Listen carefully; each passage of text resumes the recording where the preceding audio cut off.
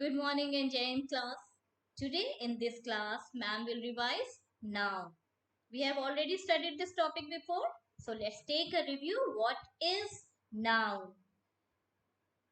Everybody knows what is noun. What is noun? Nouns are the naming words. Names of a person, place, thing, animals, birds, flowers, feelings or ideas. Even the name of our feeling and ideas are also noun. Okay, now let's take a look at the example. It is written, Ramesh is going to library for some books. This sentence has three nouns. The first is Ramesh, second is library, and the third is books. So it means that a sentence may have more than one nouns. Okay, now here Ramesh is the name of a person, library is the name of a place, and books is the name of a thing. So what are noun? Nouns are the name of person, place or thing. Now take a glance at the second example. Lucknow is the city where people value others' emotions. Now again this sentence has more than one noun. The first noun is Lucknow, second is city, my third noun is people, fourth noun is value, and fifth noun is emotions. Lucknow is the name of a place, city is again a place, people is person, value and emotions. They are feelings or ideas. So this sentence has many nouns. The name of a person, the place, and that feelings or the things. So basically, the nouns are the names that identify any class of people, places, or things. Or it may also name a feeling or ideas. Clear? Now, the types of nouns. Mainly the nouns are of four types. Proper noun, common noun, abstract noun and collective noun. So first of all, we discuss what are concrete noun or abstract noun. Okay? So what are abstract noun or concrete noun? Children, concrete noun and abstract nouns are just opposite to each other. Concrete nouns are the nouns that can be seen and touched, while the abstract nouns are the nouns that cannot be seen and touched. What does it mean? The concrete nouns have physical existence, while the abstract nouns they don't have any physical existence. Concrete noun supports your five senses, all five physical senses, while abstract noun they don't support your physical senses. The abstract nouns are our feeling and ideas. Our feeling and ideas are also noun and they are called abstract nouns. So what are our feeling or ideas? Like our happiness, sadness, our proud, and greatness, wisdom, these all are abstract now. Now look at the example, children. It is written, honesty is the best policy. It's a very common proverb used in English. This sentence has two abstract nouns. The first is honesty and the second is policy. Can you see or touch honesty or policy? No. They are the name of our feelings. Okay? They are the name of our ideas. So that cannot be seen. They cannot be touched. But as they are the naming words, they are the name of our ideas, our feelings. So that's why they are called abstract noun. Clear? Same as in the second example, it's written, you must control your anger. Here, anger is my abstract noun. You can't see anger, even you can't touch. It doesn't have any physical existence, but it is the name of a feeling. And as it is a naming word, it is noun. And what type of noun it is? It is abstract noun. Except that whatever noun you study, like common noun, proper noun, your countable, uncountable noun, your collective noun, they all are concrete noun. Okay, so now let's proceed towards the proper noun and common noun. What are proper noun and common noun, children? Sorry, proper noun.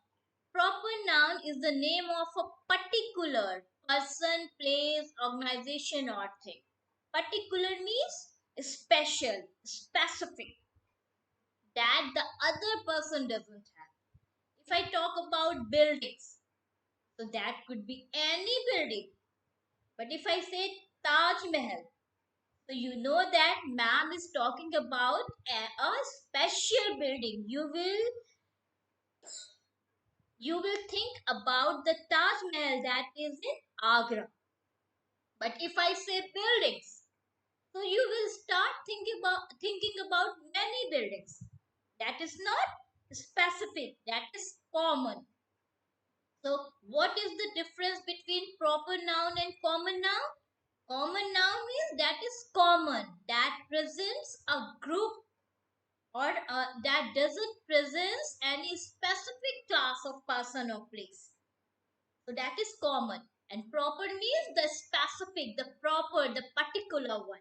Here on my screen you can see, children, I have a list of common noun and proper noun. This will help you in understanding the main difference between the common noun and proper noun. See, if I say country, so that could be any country. But if I say India, so you think about a particular country. If I say America or England, so you think about a particular country. Then the picture is too clear to you about which thing ma'am is talking. In the same manner, if I say boy or boys, so that could be any.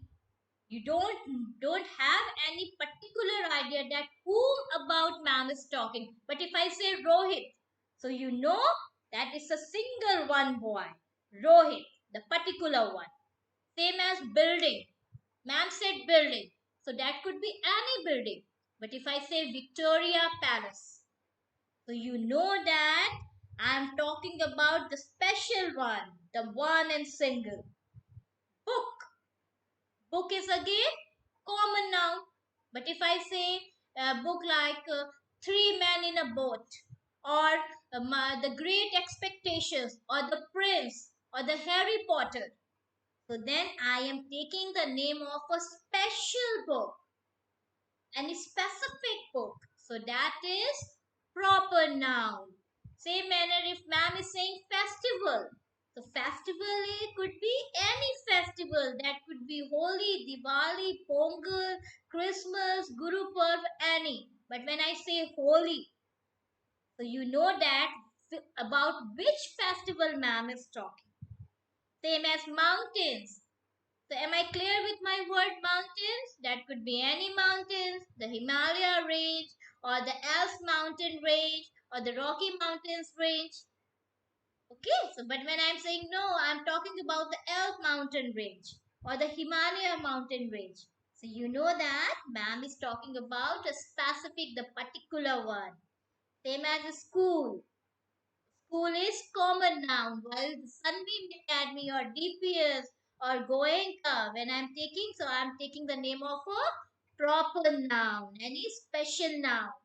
Now let's come to same as between months and days. When I talk about months and names, so I am talking about common noun. But when I say the January, February, or December, or April, or Sunday, Monday, like that, so I am talking about any specific month or day. So that is your proper noun.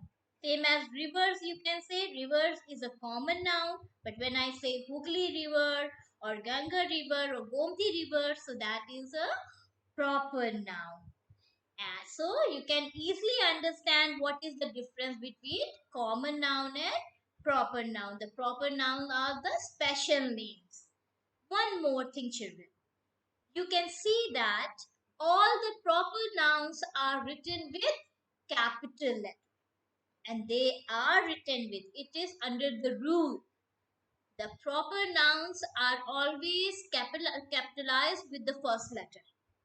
The first letter is always capital in proper noun. While in common noun, as it is not special, so that can be written with small letter. Okay? Same as my name or your name, anyone's name is also a proper noun, and that's why we always write it with capital letter. Suppose if your name is Shubham Singh, okay? So Shubham, S is always capital, Singh, S is always capital because Shubham Singh is a particular one. It's a proper noun. Clear? So that is the main difference between common noun and proper noun. Now let's come to the collective noun. This noun is very interesting. You know why? Because this collective noun represents a group. As you can see that collective noun means presenting a collection. The collection of something, the collection of person, place or thing. So basically, the collective nouns are names for a collection or a group of people or things. Okay, so there are different means many, a lot of collective nouns, and they all are given in your book, children. Here you can see, and later I will show you the page. Right now it won't be clear to you. Okay, so I have taken some common collective nouns. Here on my screen you can see a table of, at one side a group of, and the other side I have written the collective noun that is used to present that group. Like a group of people, when a group of people is standing there, so which collective noun is used? That is crowd or mob. We say that there was a crowd of people or mob of people. Clear? Same as if there is a group of soldiers, then what do you say? Then you say an army of soldiers or a battalion of soldiers or a regiment of soldiers. So army, battalion and regiment, they all are collective noun. Okay? That are used for a group of soldiers. Same as students. If there is a group of students, so how will you call them? Class. The class of students. So class means a group of students. Same as singers. So a group of singers means which collective noun is used for a group of singers? Choir. We say na, the choir is going to sing. So choir means it's a group of singers. Okay. Same as if there is a group of dancers, then we say troupe. A troupe of dancers. So when you say troop means that you are talking about a group of dancers. When you say choir, so choir means you are talking a group of singers. Now same as when there is collective nouns are not only for persons. They are for the group of things, the group of places, the group of your non-living things also, the insects also. Same as you can see that there is ants. When there is a group of ants, you must have seen that, no? The ants always move in group. So what do we call that? An army of ants or a colony of ants. Same as when many flies. That flies could be your house fly or the honey bee, or that could be an insect like mosquito. With the mosquitoes also. So which collective noun is used to present such a group? If there is a group of houseflies or the honey bees or mosquitoes, so what do we call that? That is a swarm. The swarm of flies, the swarm of bees, the swarm of mosquitoes. Clear? Now, fish. When there is a group of fish, So it has a very interesting collective noun, and that is school. A group of fish is called a school of fish or a shoal of fish. There are two collective nouns for a group of fish. Okay? Now, suppose there is a group of rooms. Many rooms are there. So, what will you say? It's a suite. Suite of rooms. Clear? In the same manner, if there is a group of trees, so what do you say? The cluster of trees or a clump of trees or a grove of trees. Now, when there is a group of keys, keys means suppose there are 4 5 keys in your hand. So what will you say? You will say a bunch of keys. In the same manner, if you have 4 5 bananas or 4 5 grapes or 4 5 flowers in your hand, so what will you say? It's a bunch of grapes, bunch of bananas, or a bunch of flowers. Okay? And in the same for a group of flowers, we can use bouquet also. The bouquet of flowers. Bouquet of flowers means a group of flowers. Many flowers are all together. So the main difference between the bouquet and bunch is that, children, in bouquet the different types of flowers are all together, while in bunch the same type of flowers are joined with single point on the single twig on the single branch. Okay, so that is a bunch of flowers. Now let's move towards the countable and uncountable noun. As their name reflects, children, countable nouns mean the noun that can be counted, that you can count on numbers, like book, pen, animals, building, boys. These are countable nouns. You can say that there are 4 books, there were 5 pens, there were many animals, or there were hundred of animals, or building, there were 2 buildings, same as the boys. Okay, so you can count them. These are countable noun. And what are uncountable noun? Uncountable means that cannot be counted. So what are such things? Like liquid, any kind of liquid, whether it is water, oil, milk, juices. Can you count them in 1, 2, 3, 4? No. So that are uncountable nouns. Same as gases. Can you count gases? Oxygen and that, same as steam. Can you count, or smoke? No. Can't count them. They are uncountable noun. We measure these things in quantity. Same as salt.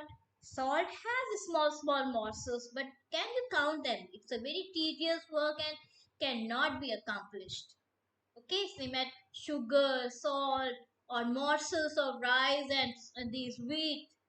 We can't count them. They are very small and plenty in number. Okay, ample in number. So we use we how do we count them? We, like for liquid, we say a glass of water, or a liter of 1 liter oil, a 2 liter oil.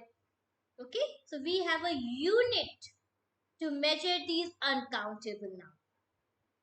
So the nouns that cannot be counted in numbers, that are uncountable noun, and for them the measuring units are used, and countable nouns are nouns that can be counted in numbers. So that is countable and uncountable noun. Apart of that, children, I just want to discuss one more thing. That is the formation of abstract noun. How the abstract nouns are made. Mainly the abstract nouns are made with adjectives. Okay, because abstract nouns tell the quality of adjectives only, so they are formed with adjective, but it is not always. Sometimes they are formed with the different parts of speeches also, with the verb also. Okay, now here you can see on my screen, children, the abstract nouns are formed by adding some suffixes to the word. Okay, like ness, ness, or dom, or shipth. There are some of the suffixes I have mentioned on my screen. Here you can see that when ness is added to great. So it makes greatness. So greatness is your abstract noun, same as kind with ness makes kindness.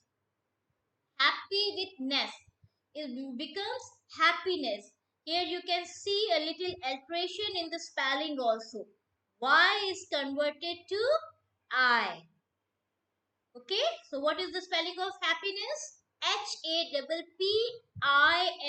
Happiness. And this is a very common rule, children. When there is no vowel before Y and we are going to add any suffix to it, so Y converts to I. The same rule we follow while converting singular to plural also. Am I right? Yes. So here in happiness, Y converts to I. Dark plus dark plus ness becomes darkness. Blind plus ness becomes blindness. That they all are abstract noun. Now here the next suffix is ity. So real plus ity makes reality. So reality is your abstract noun. Equal plus ity makes equality. Pure plus ity makes purity. Able plus ity makes ability. So here again you can see that, children, E is dropped when ity is added to pure. E is dropped when ity is added to able. This is also a very common rule in grammar. Okay, so when there is a single vowel at the end, and that is E, not all vowel, that is E, so that is dropped before taking any suffix.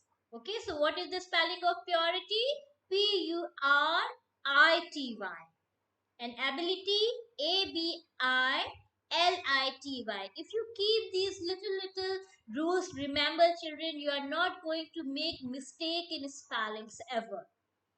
Spellings are never ever cramped, children. They are framed, they are formed, constructed by keeping remember these little rules. There are thousands of spellings. How will you learn them? No, you can't learn them. You can make your spellings by keeping these little rules in mind.